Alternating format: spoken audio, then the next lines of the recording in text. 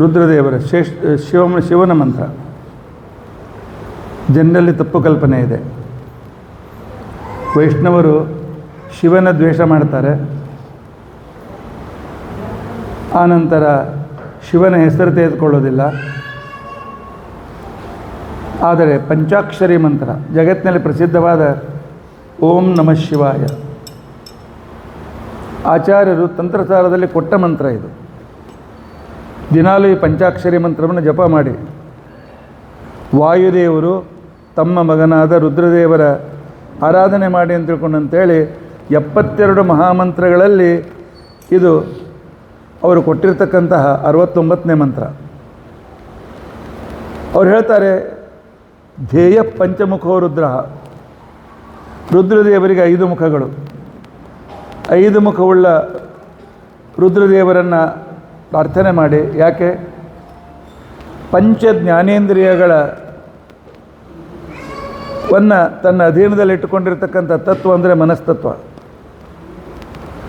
ಮನಸ್ಸು ಪಂಚ ಜ್ಞಾನೇಂದ್ರಿಯಗಳ ಮುಖಾಂತರ ಎಲ್ಲ ವಿಷಯಗಳನ್ನು ತಾನು ಸಂಗ್ರಹ ಮಾಡ್ತಾರೆ.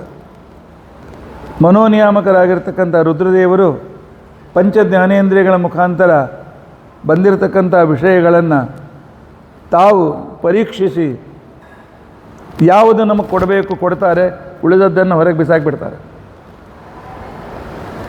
ನಮ್ಮ ಮನಸ್ಸನ್ನು ಶುದ್ಧವಾಗಿಡ್ತಕ್ಕಂಥವರು.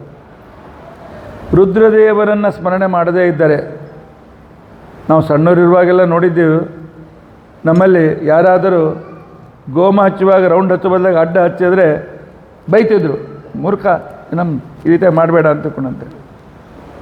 ಆನಂತರ ಏನಾದ್ರು ಶಿವ ಶಿವ ಅಂತಂದ ಕ್ಷಣಕ್ಕೇನೆ ನಮ್ಮ ಹಿರಿಯರು ಬೈತಿದ್ರು, ಏನು ಸ್ಮಾರ್ಥಾಗೇನು ನೀನು ಹಾಗೆ ಅಂತಕೊಂಡಂತೇಳಿ. ಪಾಪ ಅಜ್ಞಾನ ಇತ್ತು ಅವರಿಗೆ. ಶಿವ ಶಿವ ಅಂತಿಕೊಂಡಂತ ಅಂದಿದ್ದಿಲ್ಲ ಅಂತಿಕೊಂಡಂತಂದರೆ ನಮ್ಮ ಜೀವನದಲ್ಲಿ ಅಮಂಗಲವೇ ಆಗ್ತದೆ. ಅಷ್ಟೇ ಅಲ್ಲ, ದೇವರ ಜ್ಞಾನ ಬೇಕಾಗಿದ್ದರೆ, ದೇವರಲ್ಲಿ ಏಕಾಗ್ರತೆ ಬೇಕಾಗಿದ್ದರೆ ರುದ್ರದೇವರ ಅನುಗ್ರಹ ಪ್ರತಿ ಕ್ಷಣದಲ್ಲಿಯೂ ಬೇಕು. ತೈಲಧಾರೆಯಂತೆ ಮನಸ್ಸು ಕೊಡು ಹರಿಯಲ್ಲಿ ಕೈಲಾಸವಾಸ ಗೌರೀಶ ಈಶ. ಕೈಲಾಸವಾಸಿಯಾಗಿರ್ತಕ್ಕಂಥ ರುದ್ರದೇವರೇ ಹೇಗೆ ಎಣ್ಣೆ ಬೀಳುವಾಗ ಕಟ್ಟಾಗೋದಿಲ್ಲ, ಮಧ್ಯದಲ್ಲಿ ಒಂದೇ ಧಾರೆಯಾಗಿ ಬೀಳ್ತಿರ್ತದೆ. ಆ ರೀತಿ ಏಕಾಗ್ರವಾಗಿರ್ತಕ್ಕಂಥ ಒಂದೇ ಧಾರೆ. ನೀರು ಹಾಕುವಾಗ ಮಧ್ಯದಲ್ಲಿ ಕಟ್ಟಾಗಿ ಬೀಳ್ತದೆ, ಎಣ್ಣೆ ಹಾಕಿ ಬೀಳೋದಿಲ್ಲ. ಒಂದು ತೈಲಧಾರೆಯಂತೆ ಮನಸ್ಸು ಕೊಡು ಹರಿಯಲ್ಲಿ ಅಂತ ಒಂದರ್ಥ. ಇನ್ನೊಂದರ್ಥ, ಎಣ್ಣೆಯನ್ನು ನೀರಲ್ಲಿ ಹಾಕಿದರೆ ಎಲ್ಲ ಕಡೆಗೆ ಹರಡಿಬಿಡ್ತದೆ, ಮೇಲೆ ಕೆಳಗೆ ಹೋಗೋದಿಲ್ಲ, ಮೇಲೆ ಹರಡ್ತದೆ. ಹಾಗೆ ಪರಮಾತ್ಮನನ್ನು ನಾವು ಯಾವಾಗ ಮನಸ್ಸು ಕೊಟ್ಟು ಒಂದ್ಸಲ ಧ್ಯಾನ ಮಾಡಿದರೂ ಪರಮಾತ್ಮ ಸಂಪೂರ್ಣ ಶರೀರದಲ್ಲೇ ವ್ಯಾಪ್ತನಾಗಿ ನಮಗೆ ಪ್ರೇರಣೆ ಮಾಡ್ತಾನೆ, ಇನ್ನೂ ಮುಂದುವರಿಯಪ್ಪ, ಇನ್ನೂ ಮುಂದುವರಿ ಅಂತ ತಿಳ್ಕೊಂಡಂತೇಳಿ. ಆದ್ದರಿಂದಾಗಿ ಇಲ್ಲಿ ಒಂದು ಮಾತನ್ನು ಲಕ್ಷ್ಯ ಕೊಡಬೇಕು. ಪರಮಾತ್ಮನ ಹೆಸರಿನಲ್ಲಿಯೂ ಕೂಡ ನಮಃ ಅಂತ ಅನ್ನೋದು ಮೊದಲಿದೆ. ಉಳಿದ ಕಡೆಯಲ್ಲಿ ಭಾರತೇ ನಮಃ, ಸರಸ್ವತೇ ನಮಃ ಆಮೇಲೆ ಬರ್ತದೆ. ಆದರೆ ಪರಮಾತ್ಮನ ಹೆಸರಿನಲ್ಲಿಯೂ ಮತ್ತು ರುದ್ರದೇವರ ಹೆಸರಿನಲ್ಲಿ ನಮಃ ಮೊದಲು. ಓಂ ನಮಃ ಶಿವಾಯ, ಓಂ ನಮೋ ನಾರಾಯಣಾಯ. ಯಾಕೆ ಅಂತ ತಿಳ್ಕೊಂಡಂತಂದರೆ, ಸೃಷ್ಟಿ ಸ್ಥಿತಿ ಲಯ. ಈ ಸಂದರ್ಭದಲ್ಲಿ ಸ್ಥಿತಿ ಮತ್ತು ಲಯಗಳು ಅಂತಿಕೊಂಡಂತೇನಿದೆ, ಇದು ಸೃಷ್ಟಿಯ ನಂತರ ಇರತಕ್ಕಂಥ ಬಹಳ ಮಹತ್ವಪೂರ್ಣವಾದಂಥ ಸಂದರ್ಭಗಳು.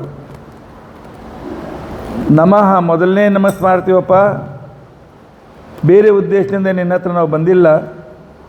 ಪರಮಾತ್ಮನ ಹತ್ರ ನಮಃ ಅಂತ ಹೇಳುವಾಗ ನಾನು ಮೋಕ್ಷಾರ್ಥಿಯಾಗಿ ನಿನ್ನ ಹತ್ರ ಬಂದಿದ್ದೇನೆ, ನಿನ್ನನ್ನು ಪಡೆಯೋದಕ್ಕೋಸ್ಕರ ಬಂದಿದ್ದೇನೆ ಅಂತ ತಿಳ್ಕೊಂಡಂತೇಳಿ ಇಲ್ಲಿ ನಮಕ್ಕೆ ಅಧಿಕಾರ ಇದ್ದರೆ, ರುದ್ರದೇವರಿಗೆ ನಿಮಗೆ, ಯಾಕೆಂತಂದರೆ ನಿಮ್ಮನ್ನು ಸ್ಮರಣೆ ಮಾಡ್ತಕ್ಕಂಥವ್ರು ಅಸುರರು ಇರ್ತಾರೆ, ದೈತ್ಯರು ಇರ್ತಾರೆ, ರಾಕ್ಷಸರು ಇರ್ತಾರೆ.